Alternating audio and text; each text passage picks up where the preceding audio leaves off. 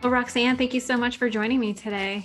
Thank you for having me. Girl, I am trying hard not to fangirl on you because I love all of your Instagram and TikTok stuff. And Thank you. I got all your spiritual AF stuff. You can see it in the background if you're watching this on YouTube. You do too. Thank We're like you.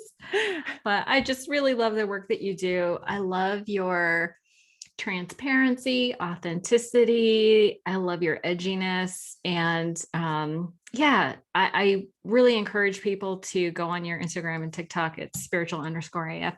Why do you have so many impersonators? What is I mean, maybe impersonators isn't fair, but you get a lot of people hacking your account and then offering psychic readings, is it? Yeah. Yeah. I mean, it's because of my name. It's my name. Oh, That the yeah. I think they search spiritual and then they go in and just steal my images and my things. And then they target people who just followed me, so that the people who followed me for any length of time immediately know that's not my jam. So, but so that they go, they can tell who just followed you. So if you watch this and you start to follow me and you get a direct message saying that I will offer you a psychic reading, that is not me. That is, It's not we'll just me. put that right up front. That No, is not you. no. That is crazy. Well, you do have a very significant following. So on Instagram, you're like at 113, and then TikTok, it's like 140. That's amazing. Thank you. Do you It feel, is. it feels like your message is resonating with a lot of people?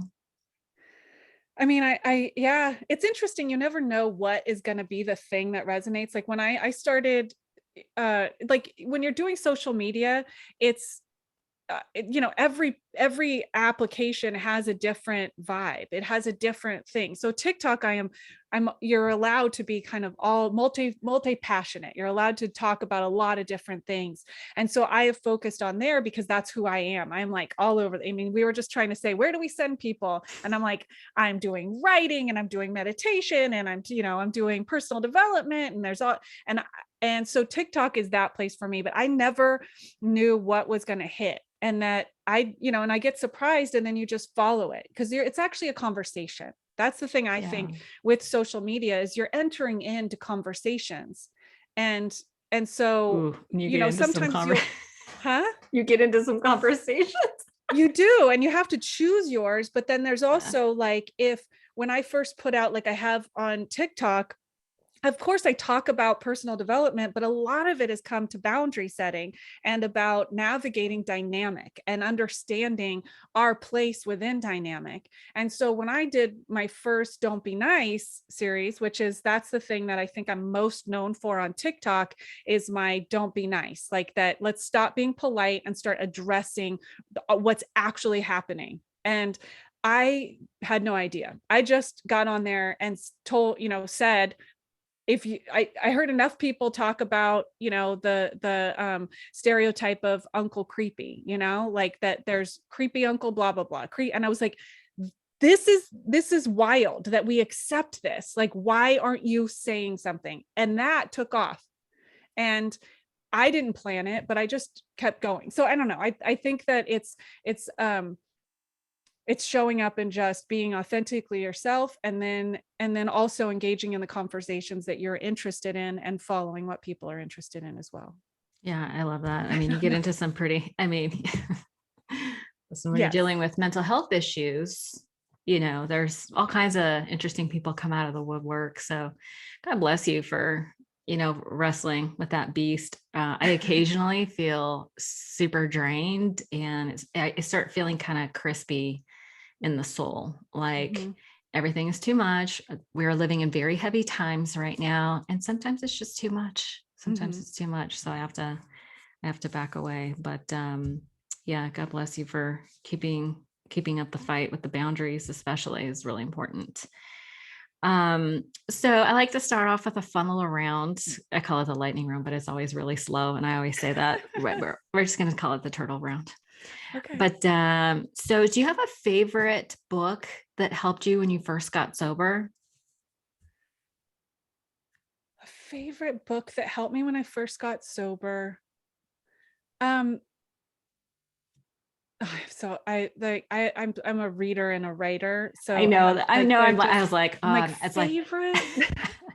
I, and maybe is there what comes up for you when you think about books that were really helpful in the beginning? you know, I remember picking up A Feminine Face of God, and it's problematic now. But it was because it focuses so much on white women's identity of God, but I still have my original copy, and it was just this look at a whole bunch of different beliefs and journeys, and that truly helped me when just to develop meaning. That was, I think, when we talk about like spirituality, we want to go outside. I think that's what happens a lot, and that I think through that book I got to see that I had power in where I make meaning and how I make meaning. And so I think that book was very impactful on me. And then, I was in 12-step groups, so I devoured 12-step literature. I think, though, aside from the basic text and that is that the history of 12-step groups. So I love Dr. Bob and the Good Old Timers, and that I think understanding how AA was created and culturally, it helped me understand a lot of stuff that happened culturally within the program. So Within it, yeah. I'm actually working on a 12-step. It's like an AA survival guide. It's like how to navigate the 12-step program for the sober curious, because there's so many barriers to entry, let's say. From, I know that's a heavy statement, but it's like from God to the male dominated tone of all the literature to not being able to admit powerlessness. So this guide I'm writing is about context and perspective, so that people can sort of move through that without getting stuck or hung up on things. Take what you like, leave the rest, and then move on if appropriate. So but it is, did you find, like, so did you mention that you quit going about a year ago? I officially ended my affiliation about 6 months ago. Okay, do you want to talk about what predicated that departure, or no? I mean, I will. I haven't actually spoken publicly about it. And Okay. on my Spiritual AF podcast, Joe and I keep like, we're not recording right now, and we were like, oh, how I much do I noticed talk that. about it? But I can, I'm willing to talk in a general way about Okay, my experience. I don't know if we want to do that now. please. Um, so I got sober when I was 15 in 1990. And I was on my own. And what was available to me was 12-step. And because it was a no cost way for me to develop community and have a recovery program. And I was a member for 31 years. And I struggled with a lot about the culture of AA, and I would pull back. Like when I was 7 years sober, I quit going to meetings for several years. I continued to, work the program, and and then I went back when I became a addictions counselor, because I was sending people to 12-step groups, and I thought I need to do what I say I'm doing, or what I suggest other people do. So that's when I reconnected with AA. And then for about the last 7 years, I was going around speaking at conferences and I was trying to use my ability, my privilege within. I knew AA inside and out. I could go toe to toe with people about the history, the traditions, the concepts. I understood the difference between what is the culture and what is a tradition, what is a custom, what is a tradition. And I was challenging that. But the way that culturally 12 AA specifically insulates itself from change was extremely abusive to me. Like I realized that um I was being told consistently, take what you want and leave the rest. And I'm not calling you out for that, but that there is this thing of that if you don't take what you want and leave the rest, then you are somehow sick. And if you're not, if you are addressing, like, why are we saying a religious prayer right now and saying we're not religious?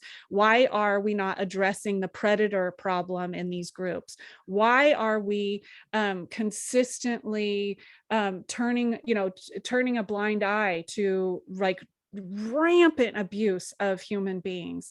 Why are we not addressing racism as it happens in the group? And it would be, take what you want, leave the rest. Anger is a dubious luxury of other people, and that it's not ours. So if you're angry at all, then you're wrong, right? And then the other part was being somebody who I consistently went to therapy. And luckily, I had a lot of incredible therapists and healers and things. And that I could, I had an understanding about trauma-informed approaches to substance use disorder.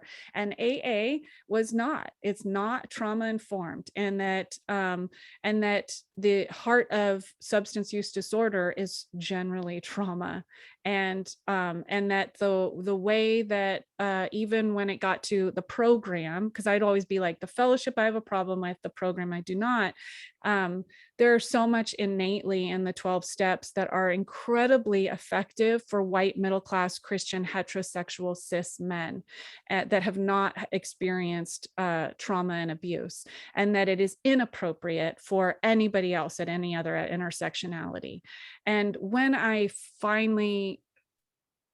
was dealing with that, and I was trying to use my voice and speak about it at conferences all over the country, and I was realizing that I had experienced more I was raised in excessive abuse, intense abuse. I was more abused in AA than I was anywhere else in my life. Even growing up in a pedophilia ring, I was stalked, I was raped, I was harassed, had death threats. Every time I went to a meeting, something happened. And I'm so sorry to interrupt you. Did you say you were raped in AA? Oh, absolutely. And almost every woman that I know who especially came in as a child, as a teenager, were groomed and raped. And people don't want to talk about it. Wow. Yeah, okay. That's not my experience. That is horrifying. Yeah, to hear. Well, and I think a lot of what happens in the program is that the people are grooming you do kind things, and so we don't, like, a lot of times we don't even see it. Like, that was the thing that I was working with therapists, and they were like, this is extremely problematic. And so so that was I worked with a lot of people that would actually realize years after the fact that they were like, that was so incredibly predatory, that the thing that happened to me. And then the idea was that I would go and I would be speaking out, and then people would tell me, like, go be in general service, go to be a delegate, go do these things. And I'm like, and I would feel guilt that I wasn't doing that. And then I was like, why would I put myself deeper into the lion's den to get even more? Like, even in years when I was decades sober, I was getting death threats for just saying, are these customs truly a part of our program? Why aren't we standing up? And people would give me death threats. And men and women would say things like, aside from specific death threats, but they would just say, I hope you go drink and come back humble. That's horrible. And I just realized that I was like, I don't need to change this from the inside. And when I finally let go, when I finally told my sponsor, I'm no longer going to be a part of this, when I finally let go, I started to heal, and I've stopped feeling so intense. So this is actually my first time speaking publicly about this. And I'm not doing it on social media because I'm not ready to have the onslaught of abuse that happens. Like, the reason why on my social media, I used to talk about sobriety a lot, but the worst, most violent trolls I ever had to deal with are people in 12-step groups, that they are across the board the most vile comments I get, the most harassment I get, are people in 12-step groups. And it is both men that fall into the incel thing, that have found really good safe havens in 12-step groups, namely AA, and women in AA and NA. And they still tend to find me because they, anyway, but those are what I like when I finally was just like, I want nothing to do with this anymore. And not that, and that the thing for me too, that I realized was that I had so much fear, and I'm doing so much deconstructing of what was instilled in me. When I finally realized that, I was like, I can become a member again, like that, like right now, I'm a member. Nope, not anymore, I'm done. Like I can do that. And like, why am I so afraid? And I think partly is that I am afraid of people's response to that. So Oh, for sure. I mean, it sounds like you've had a very terrible experience. I'm so sorry that you had that experience. I've had nothing but amazing experiences. And so it really just breaks my heart when I hear that you've had that. It's just horrible. It's horrible. But thank you so much for your transparency and your honesty, even at the risk of incurring criticism. And I do understand that, when you said AA insulates itself from change, that's absolutely true. And I think that's why it's so slow to change, as people are so deathly protective of like the first 164 pages. You hear that a lot too, in some of the traditions. mhm. But it sounds like you've had some really great therapists and lots of other support that has allowed you to release that and find stability and peace elsewhere. What types of therapy have you been working with? Like EMDR or CBT or Almost all of it. I mean, all the things? I so when I got sober, I went to AA, and then within like 30 days, I was in this place. It was called the Yes School, and it was a clean and sober high school. It was the first of its kind.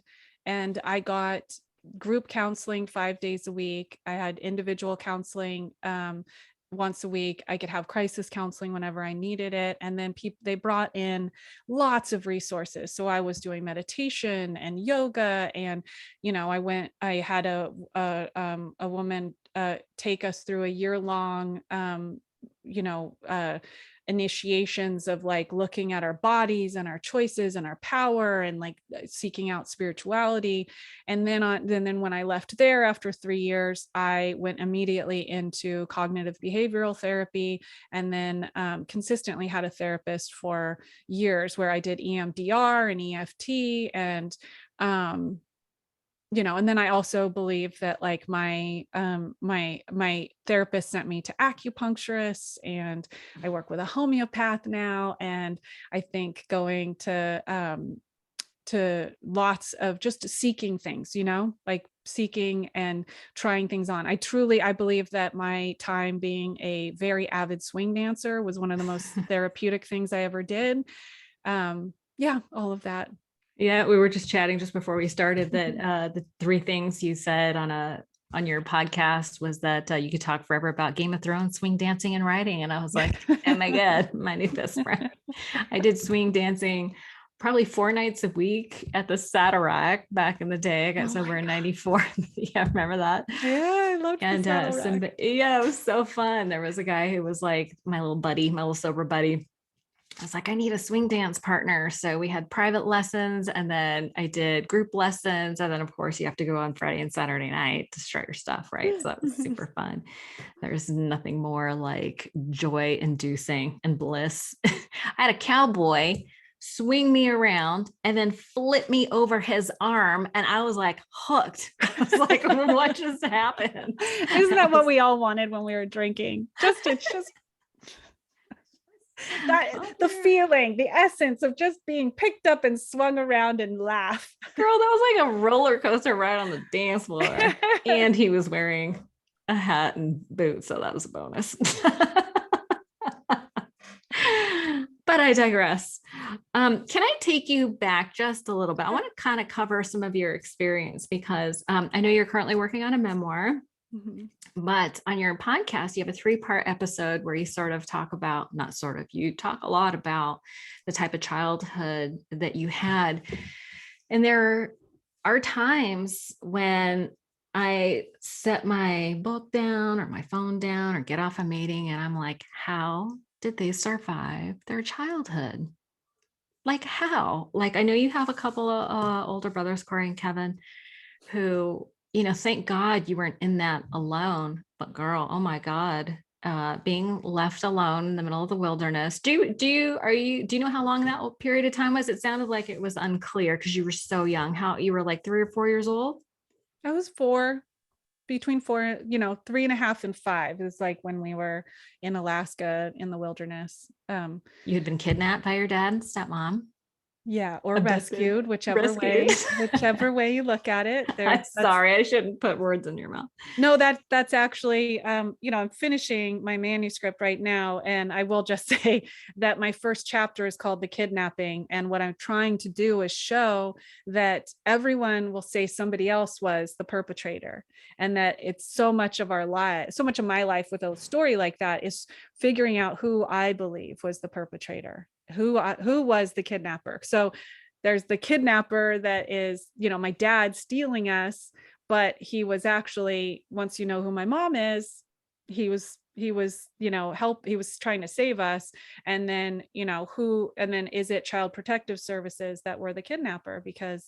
Um because I had a home, I had a Right. beautiful cabin, and that I was safe and warm in, and then a helicopter came and picked us up and drug us away from that. Yeah, And that so that sounds story gets terrifying. flipped a lot. Yeah, I think people, it can be equally true. Both sides could be equally true. It's like the yin and the yang. Even in the good, there's a little bit of bad. Hmm. And I don't know how safe you were out in the middle of the forest with your brother was 9. Your Yeah. oldest brother was 9. What was that, Corey? Yeah, Okay, so you remember stuff, or you take good notes. I took notes. I was like, oh, I better be prepared. I mean, it was just such an interesting story. So I know your dad was off working and your stepmom was, maybe I should let you tell the story. Sorry. I was about to tell your story. Well, it's Did you just, end up in the woods? my family, my dad and my brother are both autistic, and like, and didn't they my dad just didn't do well in society. He was raised in the Santa Cruz Mountains back when it was rural, and he really was like, I'm just going to take my kids to the wilderness where it makes sense for me and where I can give them a good life. I'm not sure it was a terrific plan because it didn't work out as well as it could have. But yeah, he took us out there, and we were setting up a whole system out there, and then things just went wrong. I'm not going to give away all the details, but it through a series of really bad events, my stepmom had to hike out and leave us. And if there's just like the same thing, you can look back and you can go, yes, they were horrible, they abandoned children. That's the story I grew up with. The story that then I go and ask lots of people about was then why. And it makes sense that she would decide to hike out by herself instead of trying to drag 3 children on a treacherous trail in the snow to maybe find their father who died on a trail. Or, that was her, like, he could have died. And so we were left out there for what I think would be at minimum 3 weeks and maximum 2 months. So we And don't then you know. My were, oldest brother, he doesn't really track time, but he was the wonderful thing about having an oldest brother with autism is that he was exceptional. He, on survival skills, nobody hyper focuses like a autistic kid. And so he was hyper focused. We were well taken care of. He made sure we were warm and fed. And so that, yeah, we survived. And it's interesting because I grew up and with not having contact with my father, and then my mother told a story about how awful he was. And then part of my difficulty and how long it's taking me to finish this memoir is to unpack all of these experiences and all this conflicted stuff within it, and to see, well, all the different ways that like even the lies shape us, right? So it's like I have a belief about what happened, and from all my research, but it's the truth is that I grew up being pulled in different directions by people's agenda, right? My mom needed to paint my dad as the villain. My dad needed to protect himself because he had been accused of really horrifying things, right? So it's ambivalent, I think would be conflicted, complex. It's Right. very Very complex. complex. Yeah. Yeah. Yeah. I could see how he tried to do the best he could, but there were some problematic events Hmm. and where you could have been potentially, harmed. Yeah. What I thought was so interesting was how you had talked about your brothers being so supportive of you and Hmm. like just really pouring in all these good thoughts and up to that supported your identity, right? That I think maybe later really served you. So if we fast forward a little bit, and your mom, you're taken out of that environment very traumatically, helicopters and uniforms, and it sounded horrible, very frightening. And then put with a woman who is it fair to say that she was running a pedophile ring? Hmm. Yeah. So, um, so I can barely even think about how awful that must have been for you. You survived that and you have the support of your brothers. Do you think that that is one of the reasons? It's a very leading question, but this is not a court of law. But so it sounds like your brothers were so supportive of you, and maybe that was one of the reasons why you survived this whole thing. Absolutely. Absolutely. What I, kind of I things would they tell you about yourself? um my brothers just always just I'm such a visual thinker, so it was just this they were always reflecting my light back to me. That's the Mm, like it when I think about what they did and who they were. And I think it partially has to do with my oldest brother Corey, who's autistic and very procedural. And when he got that he was going to be an older brother, he understood the role as such clarity that that was his job. And um and i that's the only way I can explain how these kids who weren't given unconditional love, who weren't given this thing, could do it so well. So they just told me that they had like a mystical perspective as well. They both, my whole life, even to this day, Corey tells me that he was, put here to be my older brother and to make sure that I did what I needed to do in this world, and that I was special and beautiful, and what I had to do mattered.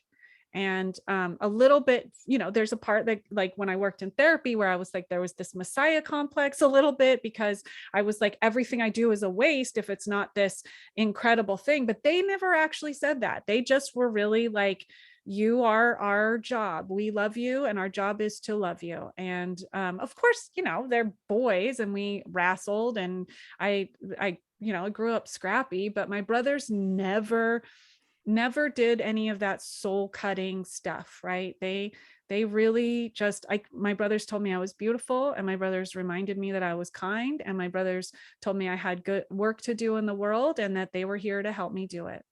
that's So amazing. You sound like you had a really great support system. Um, so, oh my gosh. So you survived, how many years of abuse would you say that you had endured with your mom? How long did you live with your mom?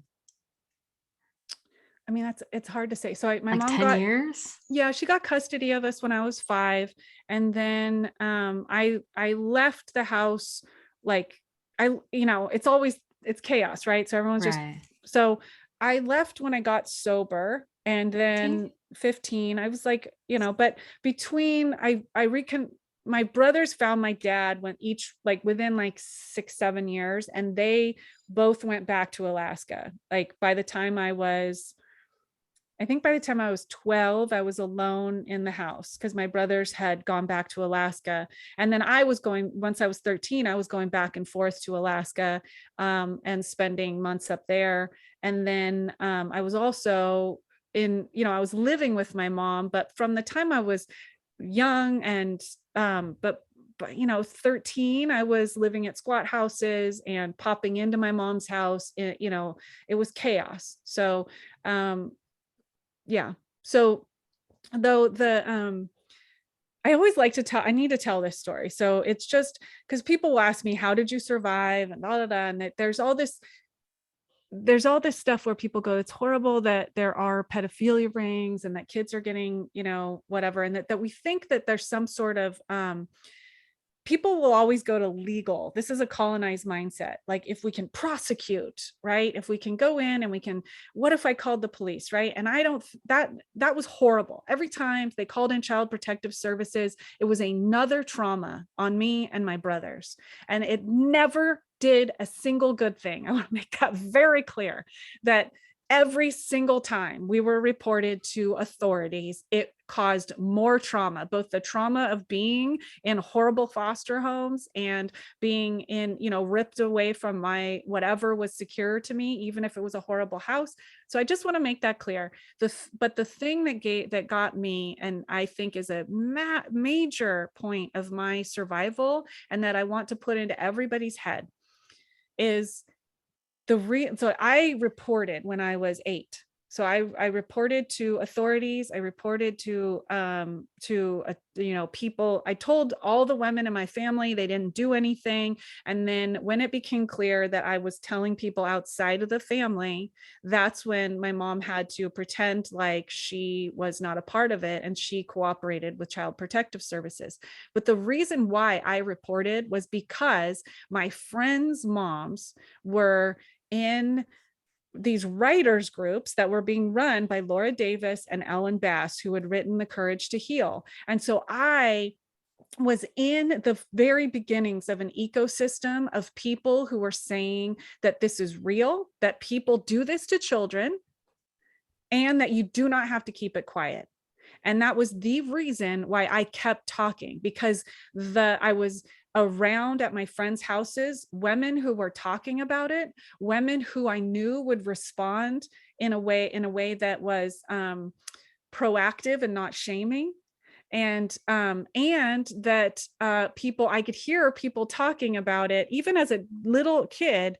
And even though they were speaking about their recovery in ways that were appropriate, it instilled in me that it wasn't a death sentence. It wasn't like I was going to be forever marred, that there's this way that people will look at, there's all this ways that we speak. We say your innocence was lost, right? Or you will always be broken. And so I had people around that weren't doing that. They were going, this hurts.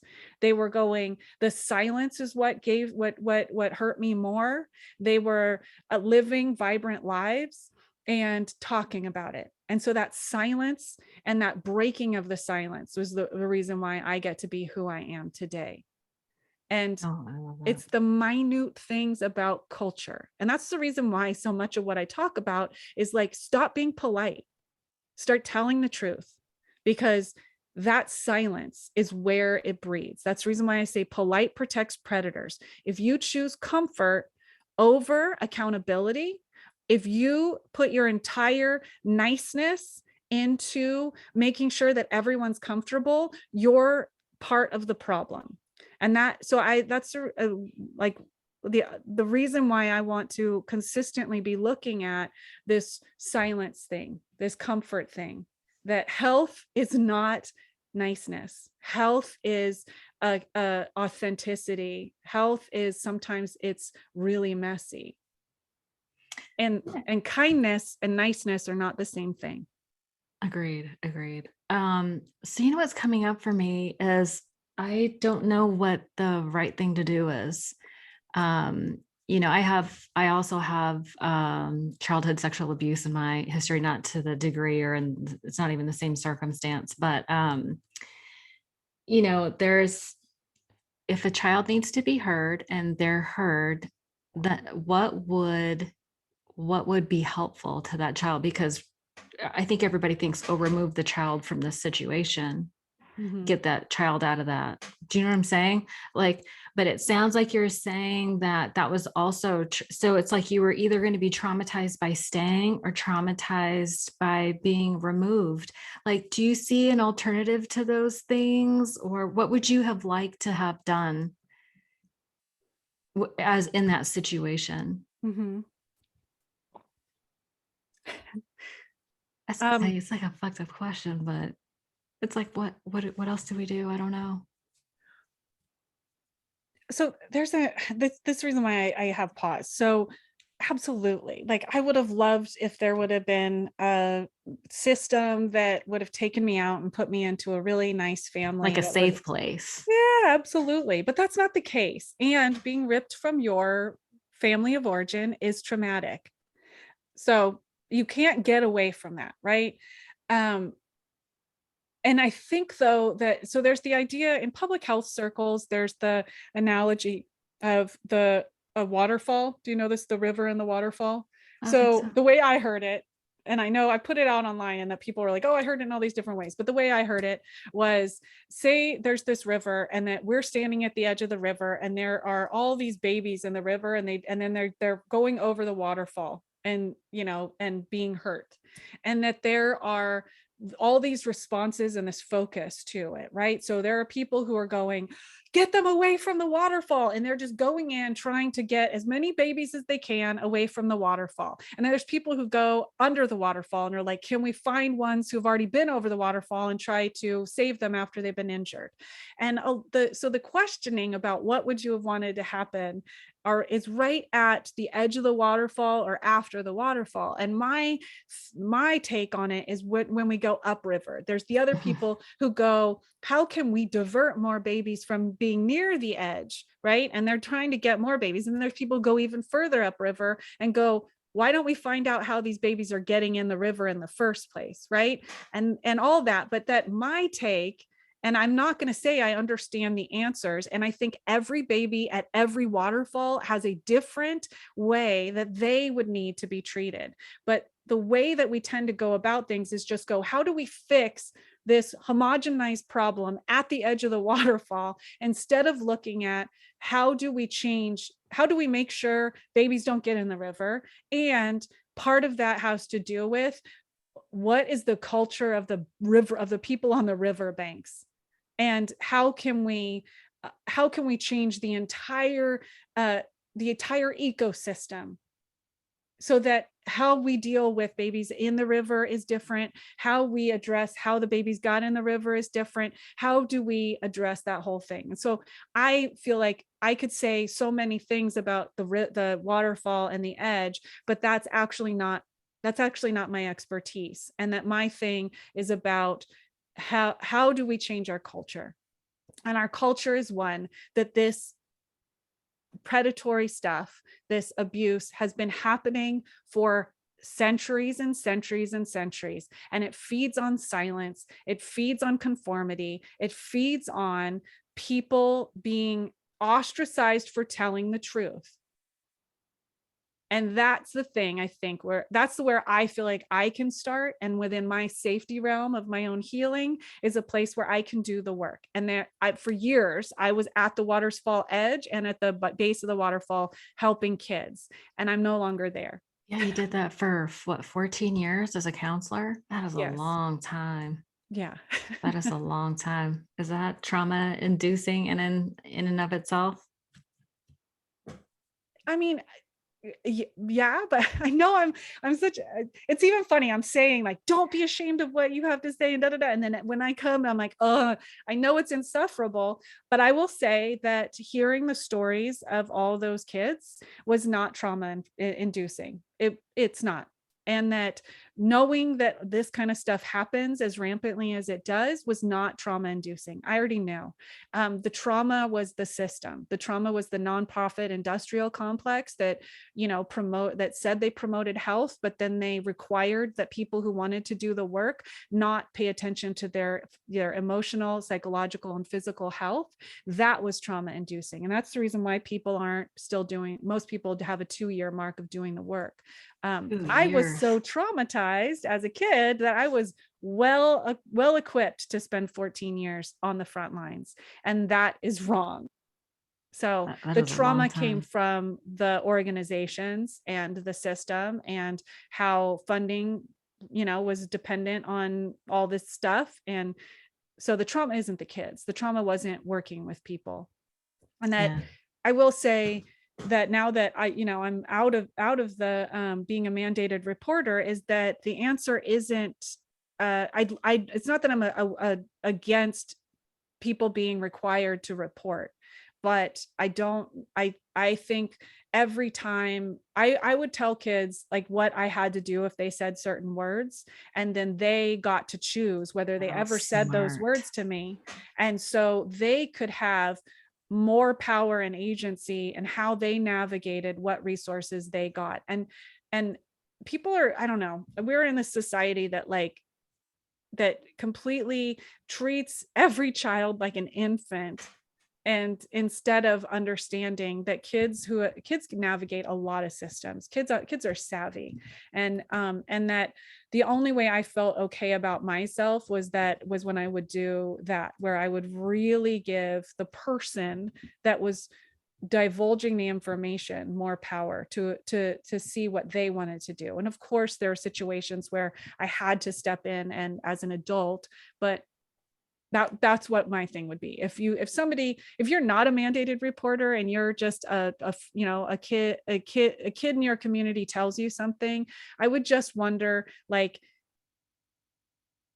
looking at them and their specific situation and looking at long-term solutions for them, instead of doing some, I'm going to report, I'm going to, put them over to the system. Yeah, it's, I mean, there's no easy answers. There's no, it's a tough situation. I've worked with women who have, reported, and the rest of the family was mad. And I mean, it's just very difficult. There's really, and anyway, it's a whole thing. But yeah, it's very difficult. And I just applaud you for being mindful, in the sense that you were able to communicate with these kids about the words that they use, and they got to decide what kinds of support they got. That was really, really intuitive. So let's kind of bring current day. That's a lot. Thank you. Oh my God. I'm going to need a nap after this. I'm not going to lie. So let's talk about current day, because you have used all of your experience, and you're using your powers for good, shall we say? And you do a couple of things to help people heal. You do many things to help people heal. So you host is it a Wednesday night meditation group? Do you want to tell me a little bit about that? Yeah. So I do a podcast with my friend Joe Clements. He is a meditation teacher. And then from when the pandemic started, we just wanted to support people. So we have a drop-in group that's every Wednesday night. It's called Wednesday Night Meditations and Shit. We laugh at our podcast is called Spiritual as Fuck or Whatever. And we laugh, and like Joe's the or whatever. And then the in shit is like, I was like, I don't want it to just be meditation. And so, so it's a community. We get together. It's about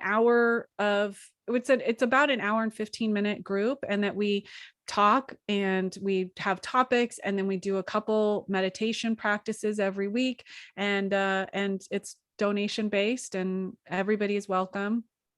What time is it on Wednesdays? Oh, sorry, 6:30 p.m. Pacific Standard Time. And then also we record the guided meditations, and you can get those on our Patreon if you just want the meditation and the discussion part. Yeah. And this might be where we talk about your link tree. My wild link tree. Well, I mean, in all fairness, you have a lot of resources that can help people, right? You're in the business of helping people. and you have a lot of resources. So the link tree, I was looking at the link tree thinking, first I was like, where's your book? It's not published yet. So No. there's that. But you teach people to write, teach people to meditate. You have the podcast. You have your social media channels where you do a lot of education. What is the name of the link tree? I'll put it in the show notes, but if you want to just shout it out for people that are listening or driving or something. Well, if you go to any of my social media platforms, so I'm under spiritual_AF on Instagram, TikTok, I think Facebook is spiritual AF, but if you look for me, the link tree has all of my links in there. And that um so professionally right now, I focus on writing. And so I have writing workshops, and I do weekly feedback groups, and I do writing coaching, which is really an extension of the work I used to do as a counselor, but I don't come at it that way. It's like, I one of the swing dancing and writing have been, I think, the most transformative practices for my healing. So I go about this teaching writing as a therapeutic tool, but it's not directing at therapy. And I think it gives people a lot of room to just go, I'm making something, and then they're working through something, and then they're dealing with their creativity. And then that healing comes into that. Like Ellen Bass, the poet who helped co-wrote The Courage to Heal, became my mentor. And consistently she says this thing to me, like every few months I go have dinner with her, and I cry about my book or whatever I'm doing, and then she always says, you have to become the person who wrote the thing. You have to let it change you, and you have to, it's going to incite your growth. And so that's the kind of take I have, is that we're looking at creativity and writing, but we have to become the people who write the thing. And the most of the time, the reason why people come to me for writing is because they have an idea or they want to tell their story, and then they know that the way they're coming out at it right now is not what rings true for them. And so we're just like weeding through all this stuff and doing craft, but we're really looking at, what is your true message? What is it that you're really, going through the complexity, going through all those emotions. So a lot of my focus is writing.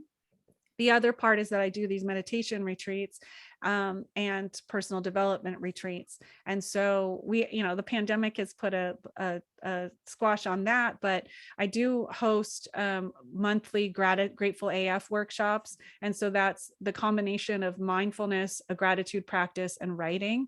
And those are just 2 hours the first Saturday of each month. Very good. I have to go back to that comment, become the person who wrote the thing. And what I have found is, like, I've been trying to write this book for probably 4 or 5 years. It's like, do I want to do a memoir? Do I want to do, I had this idea, sober in Silicon Valley, kind of had this alliteration to it. But it's so interesting that sometimes I don't know what I think until I write about it. And as I write about it and I have to articulate and reread to make sure that it makes sense, it's just like the writing process clarifies my idea. And it's so interesting to think about becoming the person who wrote the thing. I mean, that's, for me, it's like, I've thought, well, I discover who that is kind of along the way. Like the writing is the forge. You know what I'm saying? Yeah, Yeah, absolutely. the writing is a really magical process. It is. And it gives us a little bit of distance too. So it's not the same thing as sitting in a therapy office or in a counseling circle and having to go, I'm healing right now. So we get this little bit of distance that gives us some perspective. And like, if I had written my book 10 years ago when I was writing my book, I would have written a much different story, Right. because of the complexity. And I was looking, I could have written a good book, but it wouldn't have been the book I wanted to write.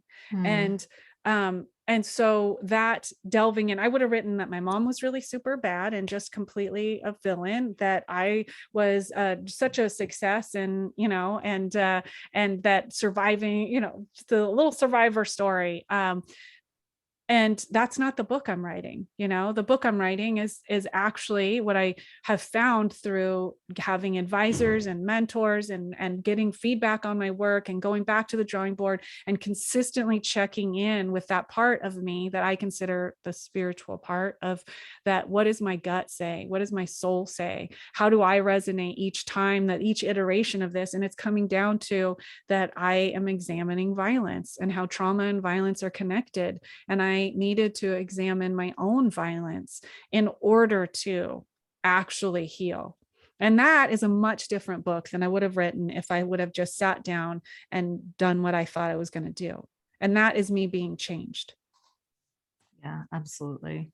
There is, I just feel like it all happens when it's supposed to, right? You can't really force a flower to bloom before it is meant to. So that it's frustrating when you want to kind of get it done, right? But Yeah.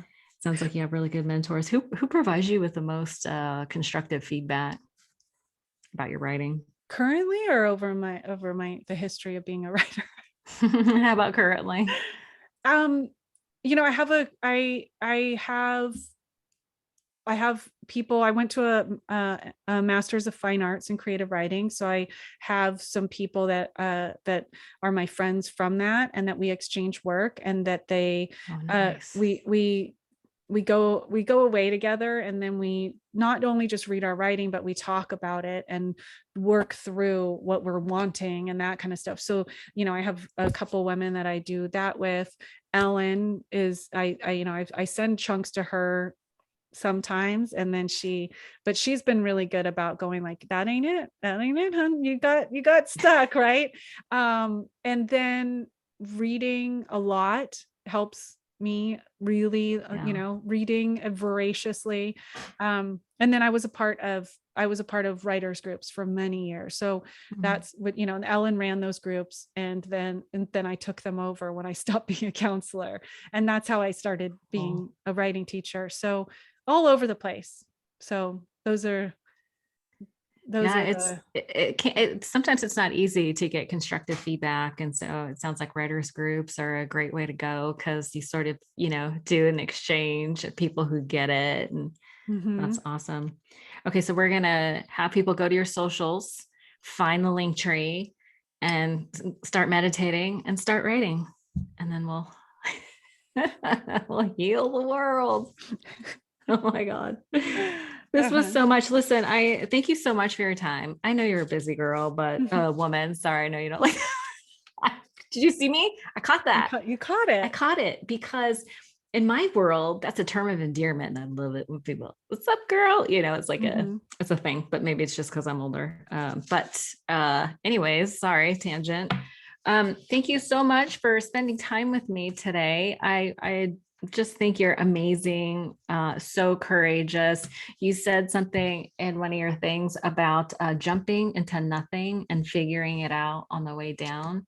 And I just resonated with that. And I think that's something that we could all, that we should all do on occasion, is just, what, Bucket, we just got to jump in sometimes and take a risk and follow your heart. So thank you so much for all the work that you do. And it was such a pleasure to be able to speak to you today. Thank you. Thank you so much. It's been a pleasure. This didn't go the way I thought. I think Girl, me neither. I mean, me neither.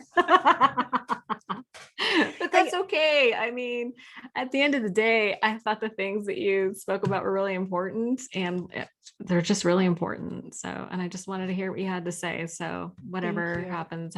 And I just thank you so much for showing up today. Thank you.